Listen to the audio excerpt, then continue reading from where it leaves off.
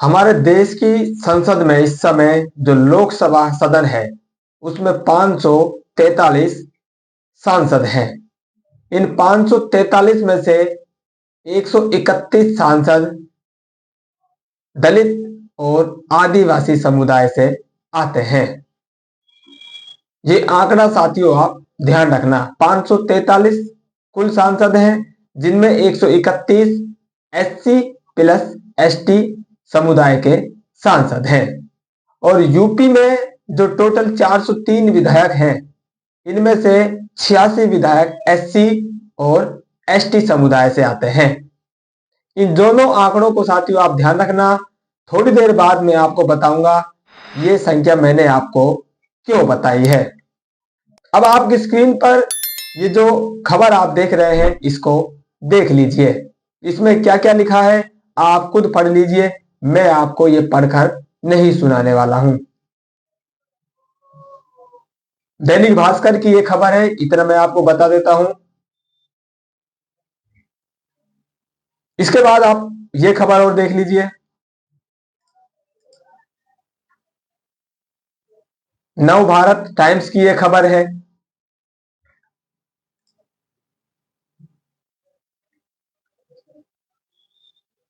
जो दोनों खबर आपने देखी साथियों, ये बड़े और लोकप्रिय जो अखबार हैं, न्यूज पोर्टल्स हैं, उनकी ये खबर है। खबर कहाँ की है? खबर है यूपी की। और यूपी में जिसको धर्म नगरी कहा जाता है, जहां पर इन्होंने कथित तौर पर भगवान राम को विराजमान किया है, उस शहर से ये खबर आती है। उस शहर को भी ये बदनाम कर रहे हैं, उस भगवान के नाम को भी साथ में ये बदनाम कर रहे हैं। उसका इतना प्रचार ये कर रहे हैं कि लोगों के दिलो दिमाग में वो नाम बैठ गया है। लेकिन उस जगह पर क्या कुछ हो रहा है, वहां की कानून व्यवस्था कैसी है, वहां पर सरकार कितना ध्यान दे रही है, लोगों को क्या सुविधाएं मिल रही है, लोगों का जीवन कैसा कट रहा है, इस पर ध्यान नहीं दिया जा रहा है। एक दलित युवती के साथ किस तरह से बेरहमी से उसके साथ साथियों जो दरिंदगी की जाती है, फिर उसकी हत्या कर दी जाती है, उसकी आंखें निकाल ली जाती है और फिर शव को किसी सूखी नदी में फेंक दिया जाता है। जिस दरिंदगी के साथ, जिस अमानवीय घटना को साथियों अंजाम दिया गया है, ये कहां पर हुआ है? ये उसी धर्म नगरी में हुआ है जिसका सरकार बखान करते हुए चुप नहीं बैठ रही है। सोचिए, जिस धर्म नगरी में ये अधार्मिक काम होते हैं, उस नगरी को, उस स्थान को आप धर्म नगरी कैसे कह सकते हैं? किस मुंह से आप इसे धर्म नगरी बता रहे हैं? इस घटना पर पुलिस साथियों कार्रवाई करती है, लेकिन ये कार्रवाई भी तब होती है जब दलित समुदाय से आने वाले नेता अपने समाज के लिए आवाज उठाते हैं। सबसे पहले बहुजन समाज पार्टी के नेता घटना स्थल पर पहुंचते हैं, परिवारों से मिलते हैं, परिवार को सांत्वना देते हैं और पुलिस प्रशासन से बात करते हैं और इस मामले पर त्वरित कार्रवाई करने का दबाव बनाते हैं।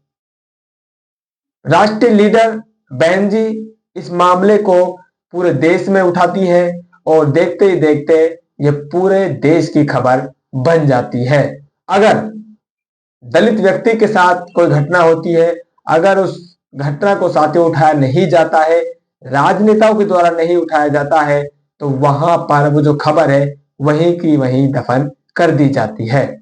ऐसे तमाम मामले होते हैं जिनकी खबर सोशल मीडिया पर नहीं उठती है, तो उन मामलों के बारे में पता भी नहीं चलता है। इस मामले को उठाया गया, दलित व्यक्ति के साथ, दलित समाज के साथ दरिंदगी हुई, तो दलित नेता ही साथियों आगे आए और उन्होंने ही आवाज बनने का काम किया। लेकिन थोड़ी देर पहले मैंने आपको कुछ आंकड़े बताए थे। 131 दलित समुदाय से और आदिवासी समुदाय से सांसद इस समय देश में चुनकर आए हुए हैं, जिनको आप लोगों ने ही चुनकर इस संसद भवन में भेजा है।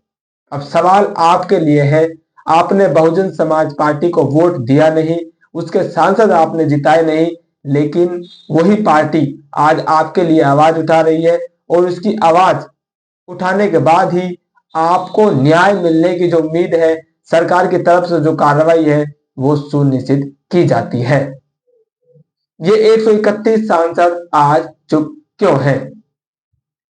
और यूपी में जो 86 विधायक जीते हुए हैं, जिनमें 84 दलित समुदाय से आते हैं, ये लोग चुप क्यों बैठे हैं? ये लोग साथियों आपकी आवाज बनने के लिए सांसद और विधानसभाओं में गए हैं। इनको जो आरक्षण मिला हुआ है, ये जो रिजर्वेशन सीट से जीतकर आते हैं, ये रिजर्वेशन साथियों आपकी आवाज बनने के लिए इनको मिला है, ना कि वहां पर पेंशन पाने के लिए। और जिस पार्टी से ये टिकट लेते हैं, उनकी आवाज बनने के लिए। ये लोग जो आज चाहे बीजेपी का सांसद हो, चाहे सपा का सांसद हो, चाहे कांग्रेस का सांसद हो, विधायक चाहे बीजेपी का हो, समाजवादी पार्टी का हो, ये लोग अगर रिजर्वेशन सीट से जीत रहे हैं तो साथियों ये आपकी आवाज बनने के लिए वहां पर गए हैं, ना कि अपनी पार्टियों की गुलामी करने के लिए। आपको इनसे सवाल करना होगा, इनसे जवाब आपको लेना होगा, तभी आपकी जो साथियों चिंता है ये लोग करेंगे। अगर आप लोग इनको इसी तरह से वोट देते रहेंगे और आपके जो सच्चे नेता हैं, आपकी जो आवाज उठाते हैं, उनको आप अगर दरकिनार करेंगे तो आपके साथ इसी तरह से अत्याचार होते रहेंगे। बहन जी ने इस मामले को उठाया तो तुरंत इस मामले पर सरकार चौकन्नी हो जाती है, पुलिस प्रशासन को टाइट करती है और आज इस मामले में 3 गुनहगारों को गिरफ्तार भी कर लिया गया है। पुलिस का बयान सुनिए साथियों, इस पर क्या कहा है। दिनांक 31/1/2025 को चौकी क्षेत्र दर्शन नगर में एक शिकायत प्राप्त हुई थी, जिसमें वादी द्वारा बताया गया था कि 30 तारीख की रात्रि में जब वह अपनी बहन के साथ सोई थी, सुबह उठने पर उसके द्वारा देखा गया कि उसकी बहन साथ में नहीं है। तो काल शिकायत प्राप्त होते ही तो मुकदमा पंजीकृत कर इसमें 2 टीमों का गठन किया गया था। दिनांक 1 तारीख को एक शव बरामद हुआ था, जिसकी पहचान उनके रूप में हुई थी। इसके क्रम में पुलिस के द्वारा 4 टीमों का गठन किया गया। जैसा कि आप लोगों को पूर्व में बताया गया था, घटनास्थल को देखने पर ऐसा प्रतीत हो रहा था कि घटनास्थल वह स्थान नहीं है जहां पे हत्या की घटना को कारित किया गया, अपितु शव को वहां पे ला करके रखा गया ताकि पुलिस को भ्रमित किया जा सके और गुमराह किया जा सके।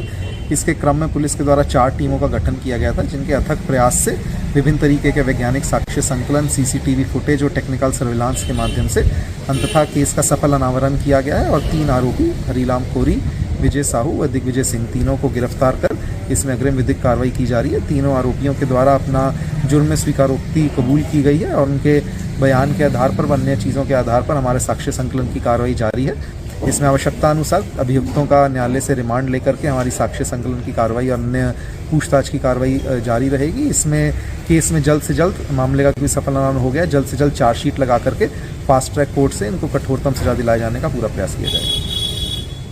तो पुलिस का बयान आपने सुना, उन्होंने 3 दरिंदों के नाम भी इसमें लिए हैं कि किन किन को हमने पकड़ा है, और आगे की कार्रवाई का उन्होंने कहा है कि हम कोर्ट में याचिका लगाएंगे और जो उनकी रिमांड है वो रिमांड भी ली जाएगी, ताकि असलियत है जो वो सामने लाई जा सके।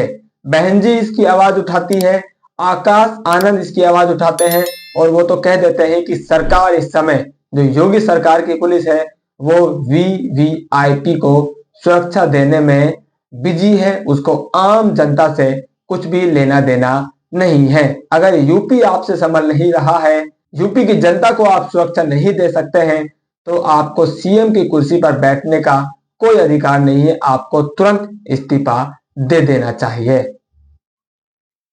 सवाल साथियों फिर वही मैं लेकर आता हूं, जो विधायक और सांसद आपने जिताए वो लोग आपकी आवाज नहीं बन रहे हैं। हर बार यही हो रहा है, आप इनको जिताकर भेज देते हैं और आपको ये जीतने के बाद ठेंगा दिखाते हैं। आपकी आवाज जो लोग बन रहे हैं, आपके दुख दर्द में जो आपके साथ शामिल हो रहे हैं, आपको न्याय दिलाने के लिए जो लोग लड़ाई लड़ रहे हैं, उन लोगों को आप साथियों आपको पहचानना होगा और उनको ही वोट के समय आपको मजबूती देनी होगी।